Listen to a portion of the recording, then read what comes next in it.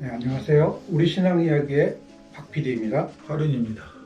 네, 이번 시간에는 크리스마스의 유래에 대해서부터 먼저 이야기 시작해 볼까요? 네, 마침 이번 주부터가 이제 대림 주일이니까 그 대림 주일을 보통 4주를 잡거든요. 네, 교회력에서는.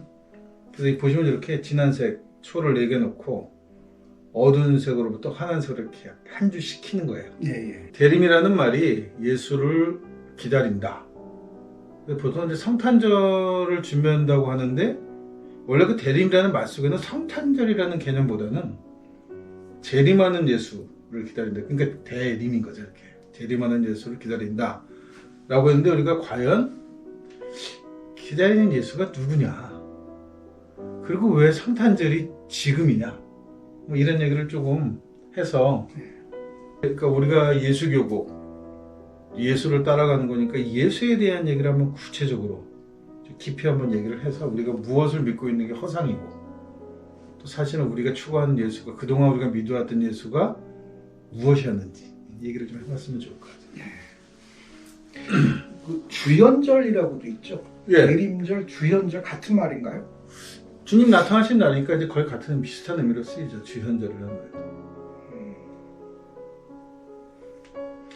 그러니까 이제 성탄절이라고 하면 우리가 예수님 생일 이렇게 얘기하는데 뭐 많은 기독교인이 정말 미안한 얘기지만 예수가 언제 태어났는지는 사실 모르죠. 예. 네, 몰라요. 그러니까 어떤 분이 그런 얘기를 하셨더라고요. 석가모니 같은 경우는 왕자니까 문서상으로 어느 왕이 몇 월 며칠 날 아이를 낳았다 이렇게 기록으로 남을 수 있지만 예수 같은 경우는 목수 아들이라서, 가난한 집 아들이라서 그런 기록이 남아있지 않다. 그래서 모른다.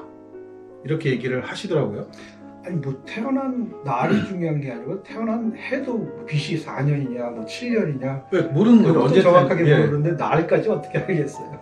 그러니까 이제 이게 과연 우리가 알고 있는 예수가 어렸을 적에는 무명인이라서 별별 없는 가난한 집 아들이라서 태어난 날짜나 해를 모르는 거냐, 아니면 우리가 알고 있는 예수가 사실은 특정한 인물이 아닌 게 아니냐, 뭐 이런 얘기를 한번 좀 더 심도 있게 다뤄봐야 될 것 같아요. 그러니까 마음이 편하기는 예수가 가난한 집 아들이라 우리가 언제 태어났는지 잘 몰라, 그래서 기록이 안 나오고 기록이 없을 뿐이야, 이렇게 얘기하면은 피해가긴 참 좋은데, 근데 그거는 기정적으로 역사적인 예수가 언제인지는 모르지만 분명히 한 명의 우리가 구체적으로 예수라고 할 수 있는 인물이 태어났고 그 인물에 대한 과거를 모를 뿐이지 이거는 분명히 있다, 이렇게 얘기하는 게 되는 거고, 좀 더 생각해 보면 사실은 예수가 어떤 특정한 인물은 아니었을 것이다, 누구를 지칭하는 게 아니라고 얘기할 수도 있으니까 이 얘기를 조금은 하는 게 어떨까 싶어요. 이게 그런 것들을 추측을 할 때 이제 일단 그 복음서에 나타난 이제 그 배경들, 네. 뭐 예를 들어 헤롯이 아기들을 뭐 다 죽였다. 네네. 사실 그런 사건은 없었다. 없었죠. 그건 이제 근데 모세 이야기랑 엮어서 만든. 예, 이제 네. 그렇게 했을 때 이제 그 비슷하게라도 이제 뭐 추측을 해본다든지 네. 또는 이제 뭐 별이 뭐 이렇게 인도했다 해서 천문학적으로 접근을 한다든지 뭐 해성 가지고 얘기하는 사람도 예, 있죠. 네. 그렇게 뭐 여러 개 다양한 배경을 가지고 얘기를 하는데 실질적으로 이제 그것이 정확하게 뭐 그런 여러 가지 사건들, 거기에 보여주는 사건들이 일치되는 어떤 그 지점, 그 해나 또 어떤 그런 날짜 이런 걸 가리키는 게 전혀 맞지를 않는단 말이에요. 네, 없다고 봐야죠. 예. 그런 측면에서는 그걸 과학적으로 과연 이걸 해석할 문제는 아니지 않느냐 네. 하는 거죠.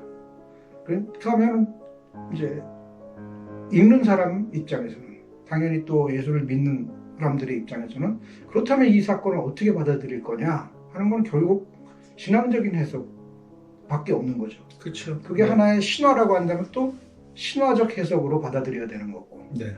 근데 그것을 자꾸 이거는 뭐 역사적 사실이냐 아니냐 이렇게 따질 문제가 아니라는 거죠. 그러니까 예수를 증거하는 거는 복음서뿐이란 말이죠. 예. 당시가 문자를 쓰는 역사 시대인데 적어도 만약에 실존 인물이라고 하면 그에 관련된 비슷한 사건들이 좀 남아 있어야 이거다 저거다 추측이라도 할 수 있는데 예수에 대한 거는 그것마저도 없거든요. 그러니까 성서에 일어나서 예수에 관련된 이야기는 성서에만 있는 이야기예요. 가령 예를 들면 십자가에 매달렸을 때 뭐 바라바를 풀어주냐 예수를 풀어주냐 그런 풍습이 있었다고 하는데 로마 기록에는 그런 제도는 없었거든요. 그러니까 이제 그런 만들어진 이야기들로 꾸며져 있단 말이에요. 예수 자체 이야기가. 근데 이제 성서를 읽거나 기독교인들은 당연히 진짜 이야기니까 그렇게 기록돼 있겠지 라고 믿는 것 때문에 예수에 대한 오해가 생기는 거죠. 그러니까 과연 우리 지난번에 우리 얼마 전 그 얘기에서는 초기 이단들 얘기를 했었었는데 과연 그 바울의 기독론으로 예수가 구세주다 그리스도라고 하는 구체적인 신앙적 대상이 이전에 예수는 과연 공동체에서 누구였겠느냐 하는 문제가 있는 거예요. 그러니까 우리가 소위 말해 예수 공동체라고 불렀다고 하는 그 공동체들의 성향이 뭐냐라고 하는 것을 생각해 보면 조금 이제 해결책이 좀 보이는 거죠. 그러니까 예수는 구체적인 인물이 아니었을 가능성이 더 많다는 거예요. 그 예수라는 이름이 굉장히 흔한 이름이다라는 얘기를 요새 많이 하죠. 이 여호수아라는 이름과 같은 그 구원자라고 하는 거. 당시 로마의 핍박을 받던 유대 입장에서 정치적인 해방을 이루어줄 메시아. 그 메시아를 기다리는 소망의 이름으로 예수라는 이름이 불린 거죠. 희망의 이름처럼. 그러니까 이 실질적으로 예수라는 어떤 특정 인물이 아니라 예수라고 얘기하는 그 선지자적인 혹은 유대의 그 독립 후사적인 면모를 가졌던 사람들에 대한 소망을 가졌던 그 집단 전체를 우리가 초기 예수 기독교 공동체라고 볼 수 있다는 거예요. 뭐 에비온파도 그랬지만 초기 기독교라고 하는 예수 공동체에서는 예수가 신이 아니란 말이죠. 랍비였으니까. 그러니까 어떤 그 가르침을 가지고 그 가르침을 형태로 따라가는 결국 유대인들의 집단이란 말이에요. 유대의 그 토라를 어떻게 해석하느냐, 토라를 어떤 방향으로 해석하고 이걸 어떻게 삶에 적용할 것이냐를 가지고 고민했던 그룹이 그런 그룹들이었지 예수 자체를 신앙적인 대상으로 가지고 믿었던 그룹은 사실상 안 보인다는 거죠. 그렇죠. 그 유일하게 보이기 시작한 데가 어디서부터냐면 바울서부터예요. 그래서 저는 이제 바울은 예수를 만들었다 이렇게 설명하는 거거든요. 그러니까 유대인들 마음속에 그 메시아에 대한 갈망이 있는 것들을 어느 하나로 집중하게끔 한 거죠. 예수라는 특정 인물. 그렇게 특정되어진 인물이 있었을 거라는 거예요. 근데 왜 그게 하필이면 바울이 지내는 거죠? 예수의 제자들이 아니고. 만약 예수의 제자들이 예수를 이 성서의 기록관처럼 뭐 주는 그리스도 하는 식으로 신앙의 대상이라고 생각했다면 적어도 바울 이전에 예수를 따르던 12제자들이나 혹은 형들 중에 누구 하나가 이미 예수를 신적인 대상으로 종교적인 대상으로 숭배하는 집단이 공동체가 있었어야 한다는 거예요. 근데 없거든요. 그런 공동체. 그래도 유대교인들의 그 역사적인 상황 속에서 그 신앙 행태를 보면 굉장히 극단적인 모습으로 나타나는 경우가 되게 많죠. 네, 많죠. 그러니까 율법을 지키기 위해서 다 전멸당하기도 하고. 네.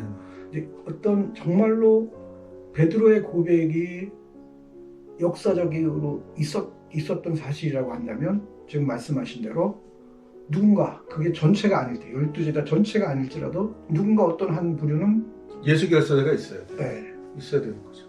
그런데 그런 게 없다는 얘기는 결국 후대 윤색 그렇죠. 바울 이전에는 예수는 신앙적 대상이 아니었다 이렇게 보는 게 옳은 거죠. 그리고 누구가 아니었다는 거예요.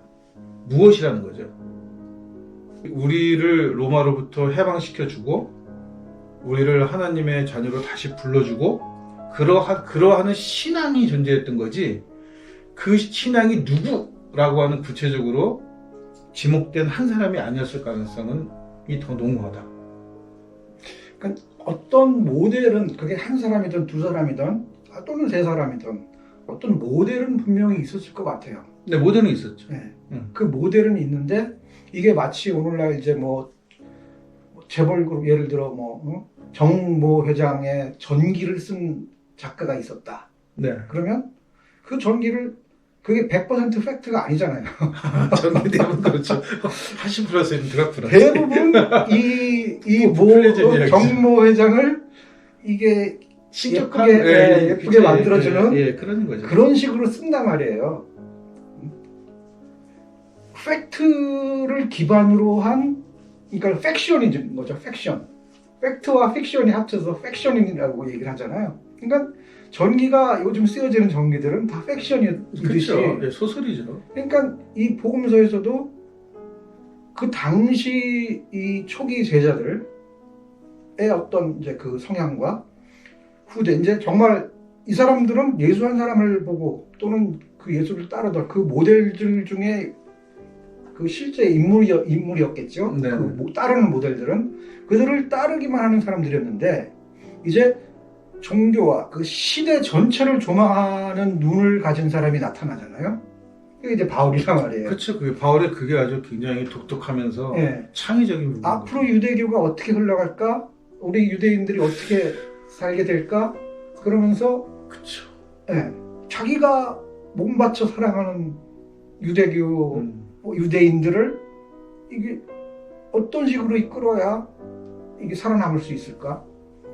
그런 입장에서 이제 이게 바꿀 수밖에 없었던 게 아니에요. 바울식 기독교가 바울의 기독론이 성공했을 때 어떤 배경에는 뭐가 있냐면, 그러니까 유대인들 그 예수라고 하는 그 어떤 그 막연할 수도 있고 뭔가를 그 예수라는 이름의 구원자를 따르던 그룹들의 공통적 특징은 뭐냐면 그 성서에 그 얘기가 다 남아있는 거예요. 자기 시대 때 그 일이 이루어진다고 생각한 거예요. 이 세대에.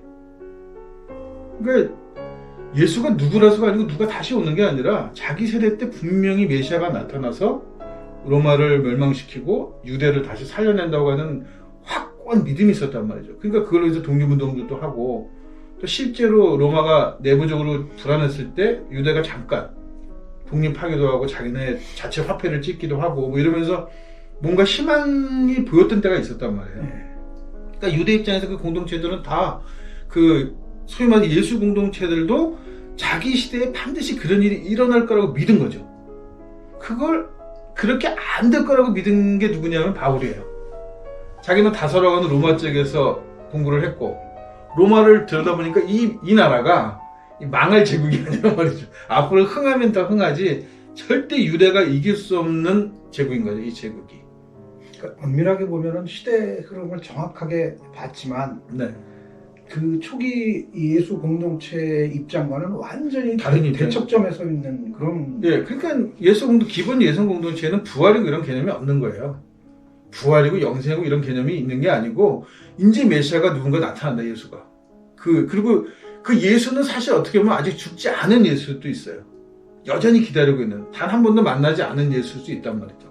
누군가 와서 예수에 대한 이야기를 전하긴 했을지 모르지만 여하튼 간에 우리를 구원해줄 메시아, 그 메시아를 기다리는 갈망이니까, 그것도 자기 세대에. 바울은 아니란 말이죠. 저는 이제 그런 상상을 해봤어요. 예수에게 기존 유대인들이 바라보는 메시아의 상으로 예수를 바라봤는데 예수가 자꾸 거기서 어긋나요. 그럴 수 있어요. 그러니까 유다 같은 애들이 팔아먹고 그랬겠죠. 예. 근데 그래갖고 십자가에 달렸어요. 이제 없어지게 됐어요. 죽은 거죠. 죽었어요. 네. 그런데 그걸 포기할 수가 없는 거예요. 그 메시아관을. 정신을 포기할, 메시아관을 포기할 수 없는 거죠. 그러니까 저 양반이 다시 와서라도 우리를 구원할 거야. 뭐 그럴 수 있죠. 네. 그는 종교적으로 얼마든지 그런 신앙을 가질 수 있습니다. 그러니까요. 네. 그런 것들이 굉장히 강하게 반영이 된 게 아니냐.